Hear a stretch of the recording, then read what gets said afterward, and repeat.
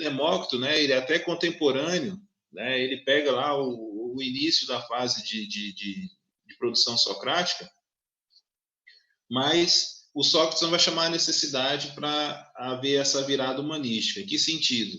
O ser humano, né, ele vai sobressair, ele vai aparecer agora, vai estar no centro de todas as coisas. Então, o Sócrates ele nasceu em 470, morreu em 399 a.C., foi um dos principais... Tem alguém que está com o áudio ligado aí.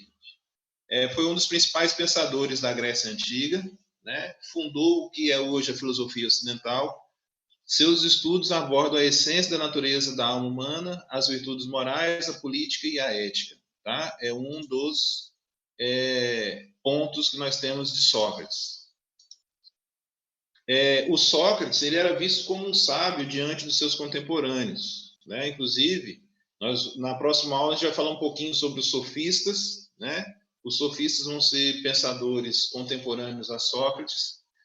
Ele era muito respeitado, até mesmo pelo que ele defendia. O que ele defendia era algo totalmente novo. Possuía um grande desejo de levar o conhecimento aos cidadãos.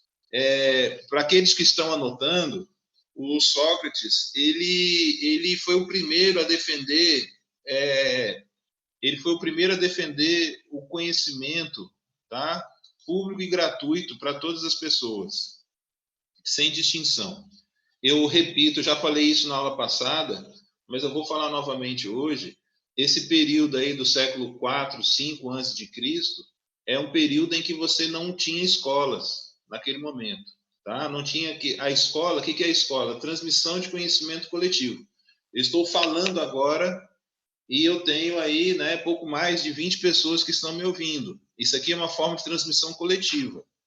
Naquele período de Sócrates não tinha escola, muito menos do que nós temos hoje, né? Então, Sócrates utilizava-se do diálogo para passar o seu conhecimento, o que ficou conhecido como o método socrático. Eu vou falar sobre isso daqui a pouco. O ano passado, no 9º ano, no livro de vocês, quem tem o livro de filosofia, né, do ano passado, o módulo, nós, bem no início, no capítulo 2, nós falamos do diálogo socrático, né? Eu falei um pouquinho para vocês de Sócrates no ano passado, antes de começar aquela questão do mundo virtual, né? Que é exatamente esse ponto que eu estou no 9º ano agora, em 2020.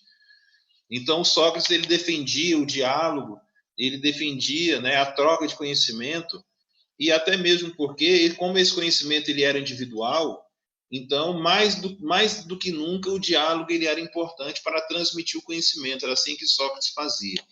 Ele não foi muito bem aceito pela aristocracia, né, os dirigentes da época, pois criticava algumas tradições e crenças da sociedade grega.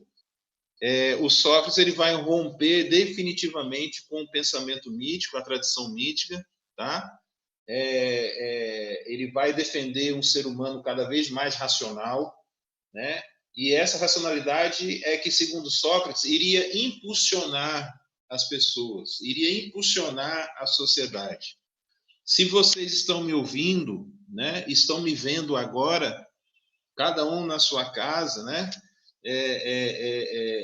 através da tela do computador, do celular,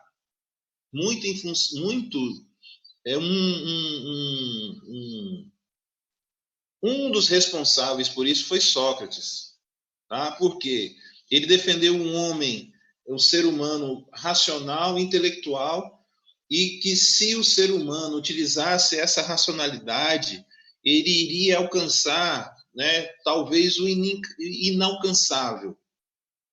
Tá? Então, ele vai ser o cara, ele vai ser o pensador que vai defender que nós, seres humanos, pelo fato de sermos racionais, desde que utilizássemos essa racionalidade, nós poderíamos ter um avanço, nós poderíamos alcançar, né, talvez o inimaginável, vamos dizer assim, né?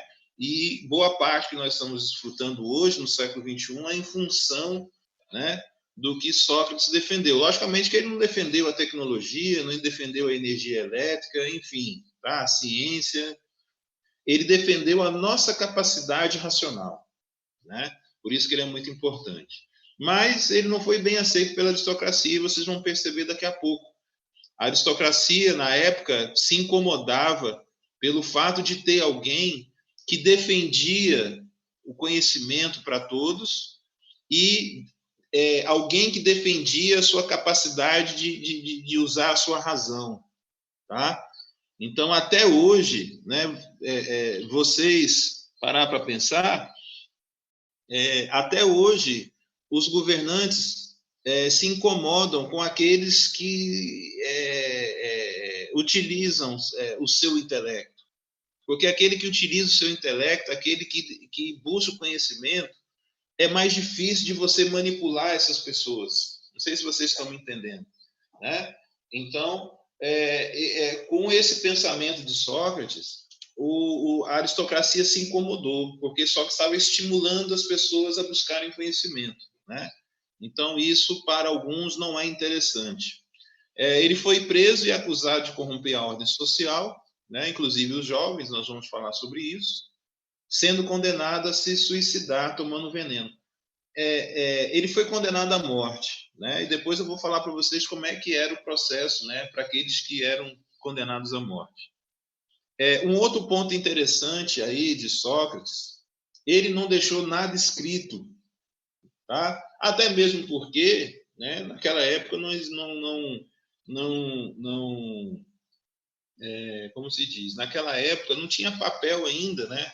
Não tinha lápis, né, caneta, mas ainda que tivesse, Sócrates ele fez a opção de não deixar nenhum registro, tá? E tudo que nós sabemos sobre Sócrates foi escrito depois por Platão e Xenofonte, mas principalmente por Platão, né? Platão vai ser o próximo filósofo que nós vamos estudar. Então, Platão ele foi discípulo, foi o principal discípulo de Sócrates, e ele tinha tanta admiração pelo seu mestre que ele passou boa parte da sua vida escrevendo sobre o seu mestre. Pessoal, tudo bem até aqui? Dá um ok aí para mim, por favor, por gentileza. Ok. Então vamos lá. Seguindo, desde a juventude, então Sócrates ele tinha um hábito de debater e dialogar com as pessoas, tá, de sua cidade, né, realizar seu trabalho em locais públicos. Então, praças, né, ruas, e ele tinha o hábito de conversar com as pessoas e ele não fazia distinção, ele conversava com todos, né, ele dialogava com todos, porque ele acreditava que era dialogando a possibilidade de mostrar a importância do conhecimento, né? E às vezes ele até levava o conhecimento num período em que não se tinha escola, né? Não se tinha nada, como eu disse anteriormente. Então ele andava pelas ruas, ele saía pelas ruas conversando, ensinando, discutindo, refletindo. Era uma pessoa que passava muito tempo, né? Boa parte da sua vida pensando e refletindo.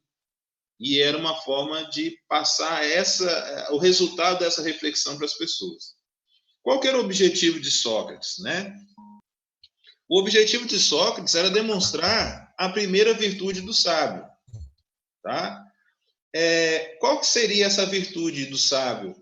Qual que seria essa virtude que todos, lembrando que sábio aqui, gente, são todos aqueles que buscam conhecimento e internalizam esse conhecimento, tá? Então, até falei o ano passado, no nono ano, para quem está chegando agora, né? Chegando agora, sim, começou a estudar no Monteiro esse ano, no ensino médio, existe uma diferença entre conhecimento e sabedoria. Eu falei isso no ano passado, no nono ano, mas se vocês quiserem, tá? Colocar aí no caderno, conhecimento é diferente de sabedoria, né? Então, o conhecimento ele começa da informação, e quando você tem um conhecimento mais profundo, tá? Esse conhecimento deixa de ser conhecimento e passa a ser sabedoria, tá? Então, o sábio, qual que seria a primeira virtude do sábio, né? A primeira virtude do sábio é ter consciência de sua própria ignorância. Então, o que significa ter consciência de sua própria ignorância? Segundo Sócrates, né? Sócrates era uma pessoa extremamente curiosa, né? Então, segundo Sócrates e os filósofos, o primeiro passo para você buscar o conhecimento é ter essa curiosidade. Então, essa curiosidade, ela se mistura e ela chega um determinado momento que o indivíduo ele vai ter consciência da sua própria ignorância. Então, o que significa isso? Para mim buscar mais conhecimento, eu preciso reconhecer em mim essa necessidade. Eu preciso reconhecer que eu sou uma pessoa ignorante. Então, eu não sei tudo de filosofia, eu não sei tudo de sociologia, eu não sei tudo de história, eu não sei tudo de medicina. Né? O exemplo que nós temos agora, a ciência está desesperadamente buscando, né, achar uma cura para o Covid-19, né? Achar uma vacina. Né? Ou seja, qual é o entendimento de Sócrates? Quanto mais eu estudo, mais eu descubro que eu preciso estudar mais. Então, eu aprendi um assunto hoje, acabou? Não. Eu preciso buscar mais conhecimento, porque é esse conhecimento que vai me tornar um sábio. Então, essa frase, né, que tem aí, o só sei que nada sei, é uma frase que um indivíduo foi até o oráculo de Delfos. Quando ele saiu do oráculo de Delfos, ele encontrou com Sócrates e falou: Poxa, Sócrates, o oráculo disse que você é o homem mais inteligente do nosso tempo. O que você tem a nos dizer? E aí vem a famosa frase, que não é dele, tá? Mas que ele teve em contato com o oráculo, e aí ele começou a difundir essa frase: só sei que nada sei. Então, as pessoas imaginavam que Sócrates ia, né? Ele ia falar: pô, é mesmo, eu sou o homem mais inteligente, então, eu sou o cara, né? Beleza, bom demais.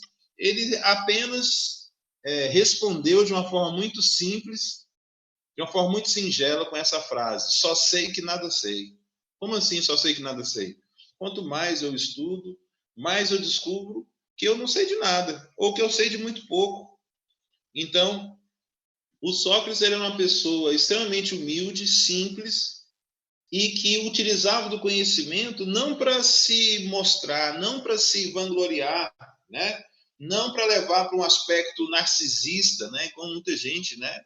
É um pouco meio que narcisista, né? Acima se coloca acima da soberba, né? Então, porque eu sou isso, eu sou aquilo, eu sei disso, sei aquilo. O Sócrates vai falar assim, ó, não é bem por aí, tá? O conhecimento ele não pode servir para diferenciar, hierarquizar as pessoas, mas o conhecimento ele serve para emancipar as pessoas. O conhecimento vai trazer uma emancipação. As pessoas, quando buscam conhecimento, elas ficam cada vez mais independentes, tá? Era isso que o Sócrates, então, ele definia. E aí, né, o livro ele vai trazer na página 34, ele vai trazer uma questão, né, um ponto específico sobre a democracia ateniense, né? Então ele vai dizer aí que a Grécia Antiga não foi apenas o berço da filosofia ocidental, mas também da democracia, tá? O que é a democracia?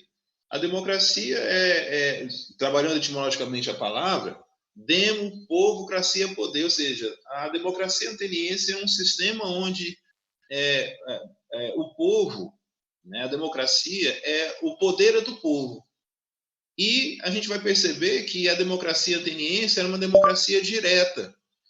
Então, a democracia, assim como a filosofia, ela vem da Grécia. Tá? E por que ela vem da Grécia? O livro está dizendo que a nova forma de organização social, a polis, ela trouxe uma necessidade.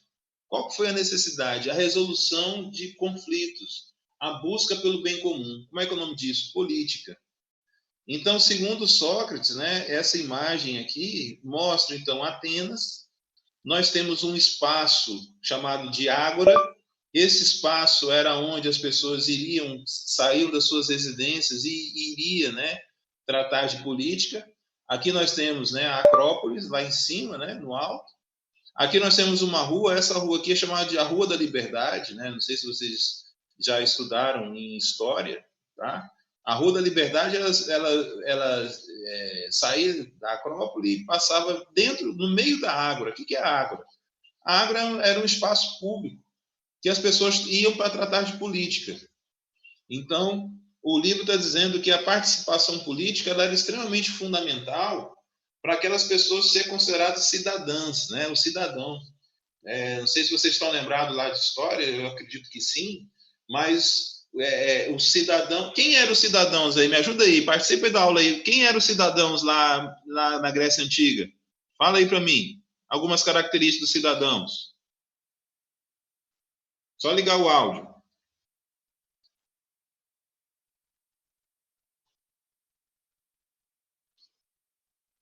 Todo mundo era considerado cidadão na Grécia Antiga, primeira série?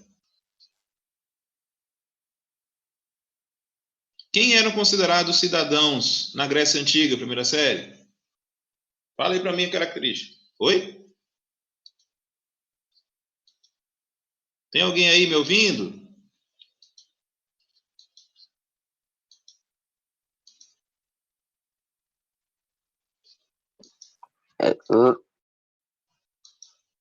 Tem alguém me ouvindo aí? Tem alguém aí?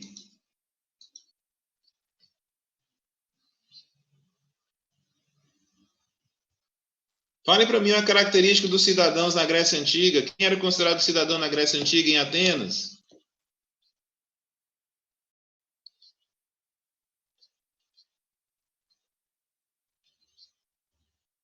Pessoal, vocês estão me ouvindo?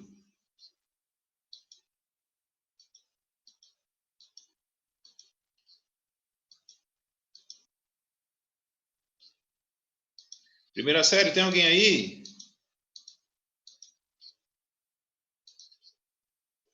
Tem, Quem era professor, considerado... mas é porque eu não sei te responder.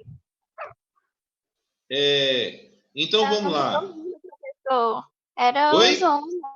os homens. E é isso, Júlia. Quem mais? Eram homens, então vamos lá. Homens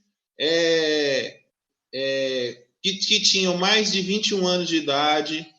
O que mais, gente? Podia ser... Hã? Que eram livres. Isso, muito bem, que eram livres, que eram nascidos em Atenas, né? Então, olha só, essa era a concepção do ser cidadão. Então, quem é que ia para a Ágora? Eram aqueles considerados cidadãos. Então, não podia ser mulher, não podia ter menos de 21 anos de idade, não podia ser escravo, não podia ser estrangeiro. Então, nesse sentido, a democracia ateniense ela vai ser uma democracia direta. Então, a participação, tá, era uma condição obrigatória dos cidadãos, mas, pelo amor de Deus, deixem aí registrado quais são as características dos cidadãos. Tá? Então, eram homens com mais de 21 anos de idade, eram livres, eram nascidos em Atenas, tá? Não podia ser estrangeiro. Então, bom, já que você tem essa parcela da população, então vai surgir um tipo de democracia chamada democracia direta. Essa democracia direta, ela é diferente da democracia que nós temos hoje. A democracia que nós temos hoje é a democracia indireta, ou democracia representativa. O que é isso? Nós escolhemos os nossos representantes para tomar as decisões por nós, mas o poder é do povo. É o povo que elege os representantes, é o povo que tira os representantes. Ué, professor, como é assim? Eu posso ir lá e meter o murro? Eu posso ir lá e tirar o vereador de lá? Eu posso tirar o prefeito? Não é nesse prisma. Por isso que num país democrático nós temos eleições de 4 em 4 anos. Então, se aquela pessoa que você votou, se você quiser que ela continue, você vota novamente. Se você quer tirar aquela pessoa, você não vai lá meter o murro nessa pessoa. Você vai simplesmente votar em outra pessoa. Tá? Então, o livro está dizendo que a democracia ateniense ela foi importante para resolver os conflitos. E aí, o que tem a ver participação política com filosofia? Esse sistema que foi criado era necessidade. O cidadão, para ser político, ele tinha que ter duas características. Ele tinha que ter conhecimento e ele tinha que saber, ele tinha que ter o dom da argumentação, ele tinha que saber falar, ele tinha que argumentar, ele tinha que saber falar em público. Ora, como é que ele ia aprender uma coisa sendo que não tinha escola? Como é que ele ia adquirir o conhecimento se não tinha escola? Então, nesse sentido, eu espero que vocês estejam entendendo o que eu estou falando. Vai surgir um novo modelo de organização social chamado polis, e a polis, por sua vez, vai criar a necessidade de implementar o que se chama de política. O que é a política? É o bem comum. É a arte de se discutir, de se resolver os problemas sociais e que tem como ponto de chegada o bem comum. Tá? Eu espero que vocês estejam aí. Qualquer dúvida, que vocês me chamem. Um outro ponto que eu queria falar para vocês é com relação ao método socrático. Tá? O método socrático está lá na frente, mas eu queria terminar a aula falando sobre esse método socrático. Tá? Aí no slide tem uma palavrinha chamada maiêutica. Tá? Vocês anotem aí para mim, por gentileza, o maiêutica é o nome, tá, do método que Sócrates utilizava para alcançar o conhecimento. O que significa maiêutica? Maiêutica é uma palavra de origem grega que significa trazer à luz, tá? Levar ao parto, dar à luz. Tá? Isso é o que significa maiêutica. A mãe de Sócrates era parteira. Tá? Hoje, dificilmente, né, nós temos contato. Tem alguém que está com o áudio ligado. Dificilmente nós temos hoje a parteira. Tá? Quem é a parteira? Não sei se vocês já ouviram falar. A parteira era aquela pessoa que ajudava as mulheres na hora do parto. Então, hoje, né, as mulheres vão para o hospital para dar à luz. Antigamente, nós tínhamos as parteiras. Então, a mãe de Sócrates era uma parteira. Ela ajudava as gestantes a dar à luz. O que é a maiêutica, então? A maiêutica é um processo onde Sócrates induzia as pessoas a alcançar o conhecimento. Quando essas pessoas alcançavam o conhecimento, trazia o conhecimento à luz. Então, o que seria, né, trazer à luz? Né? O que seria dar à luz? O Sócrates, como ele defendia que as pessoas são racionais, então, uma vez que essas pessoas fossem estimuladas, elas iriam alcançar o conhecimento. Como é que é o nome desse método? É o que ele chama de maiêutica. Tá? A maiêutica, então, ela precisa da ironia. Tá? É quando, vamos lá, alguém chegava para Sócrates e fazia uma pergunta para ele. Ele, ironicamente, tá? Ironicamente, ele se fingia não ter a resposta, devolvia essa pergunta para aquele que tinha feito inicialmente, e a partir daí, essa pessoa começava a pensar, ela começava a refletir. E aí, em um determinado momento, essa pessoa, então, quando ela respondia, ele, então, chamava isso de maiêutica. Quando essa pessoa pensa, ele reflete, pensa. Quando ele responde, ele está trazendo à luz, ele está dando à luz o acesso ao conhecimento. Então, vamos lá. Hoje, quando o professor passa uma atividade, igual eu falei, responda aí as questões da página 31. Beleza. Aí o aluno ele vai responder essas perguntas. Daqui a pouquinho, o aluno ele volta e pergunta, professor, onde é que estão as respostas dessa página? Oi, Gustavo, diga.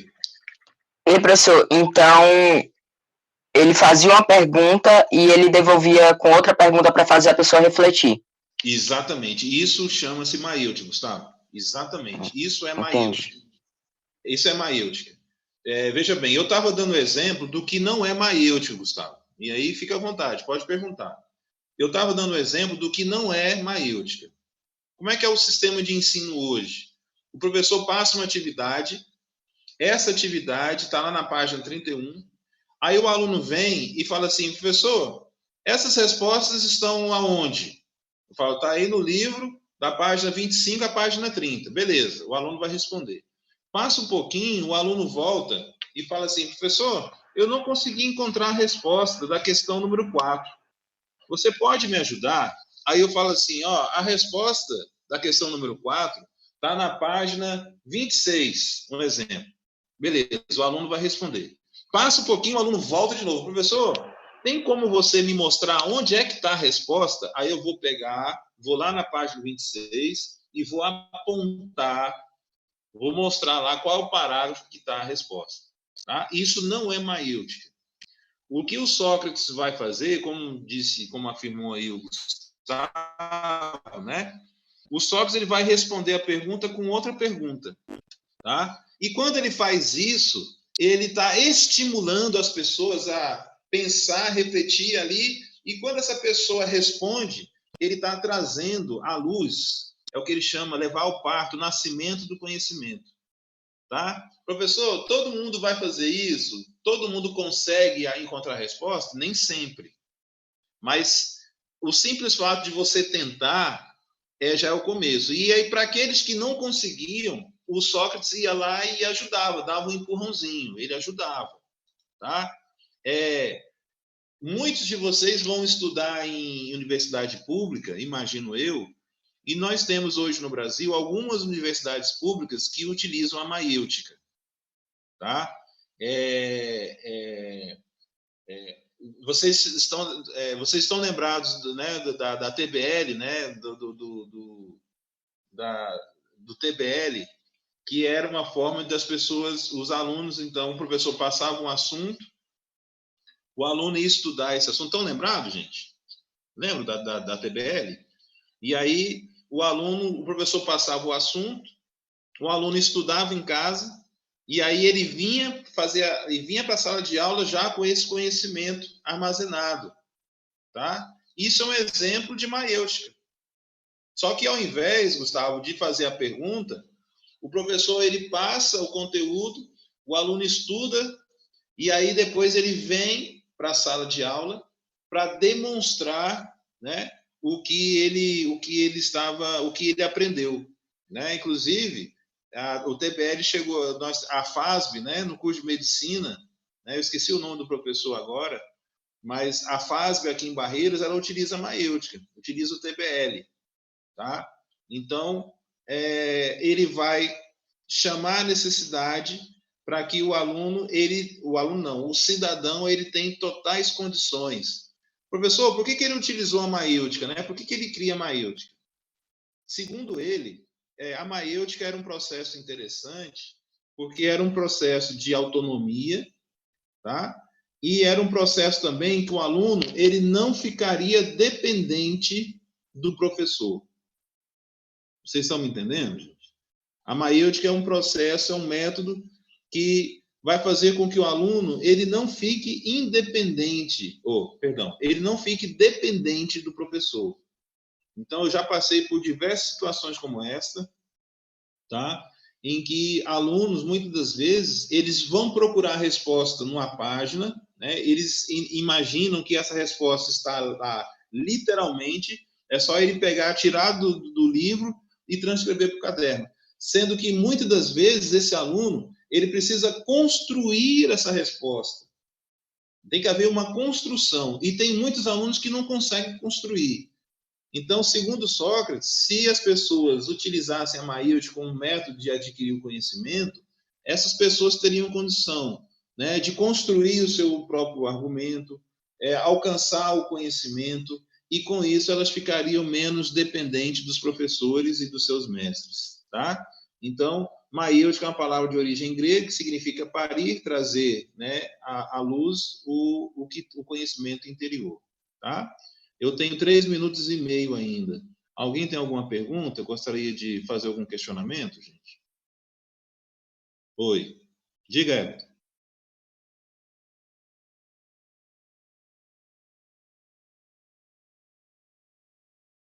Tá. Veja bem, aqui é uma imagem, Everton. O livro, na página 34, ele está falando da democracia ateniense. Então, a democracia ateniense ela se desenvolveu em Atenas, que era uma polis, e a partir daí você tinha um espaço de vermelho aqui, Everton, a ágora. O que é? Por que ágora? Qual é a função da ágora? A função da ágora era justamente disponibilizar um espaço. A ágora era uma praça pública em que os cidadãos se reuniam para decidir, tá, sobre os problemas sociais, sempre pensando no bem comum. Foi por isso que eu trouxe essa imagem. Quem foi que... A Júlia? Diga, Júlia. Qual que é a diferença de democracia direta e indireta? Democracia direta, o próprio indivíduo, ele decide. Então, no caso lá de Atenas, lá da democracia em Atenas, os cidadãos, Júlia, eles se reuniam na praça e eles mesmos tomavam as suas decisões. Enquanto que na democracia representativa ou indireta, nós vamos escolher os representantes, Júlia, e esses representantes vão tomar as decisões por nós, vão tomar a decisão pelo povo. Olha o nome, democracia representativa. Então, nós vamos escolher o representante, pode ser o vereador, o prefeito, o governador, o presidente, senador, deputado, e eles vão escolher, eles vão tomar as decisões para o bem comum. Tá? Essa é a diferença, de direta para indireta. Fala, Gustavo.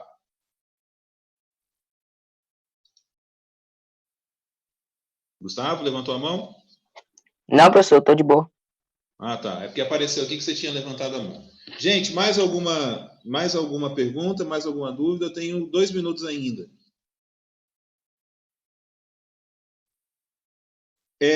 Para aqueles que forem, espero que todos vão fazer o simulado. Geralmente, as questões do simulado de filosofia, geralmente costuma trazer algumas questões sobre Sócrates, tá?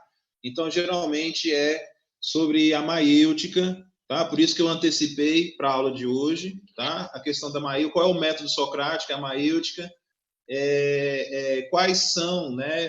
Por que a frase só sei que nada sei, como é que se busca conhecimento, tá? O que é polis? Mesmo que eu não entendi. Polis foi uma organização social que surgiu na Grécia e que depois se transformou, né, na cidade-estado e que depois se transformou nos municípios que nós temos hoje. Polis foi uma nova organização social que surgiu na Grécia. Tá? Pessoal, então, eu vou ficando por aqui, eu tenho alguns segundos, tá? Não esqueça de responder as questões, não esqueça de fazer a inscrição do simulado. Boa sorte, bons estudos e até a próxima. Fiquem com Deus e se cuidem. #fique em casa. Valeu, galera. Um abraço.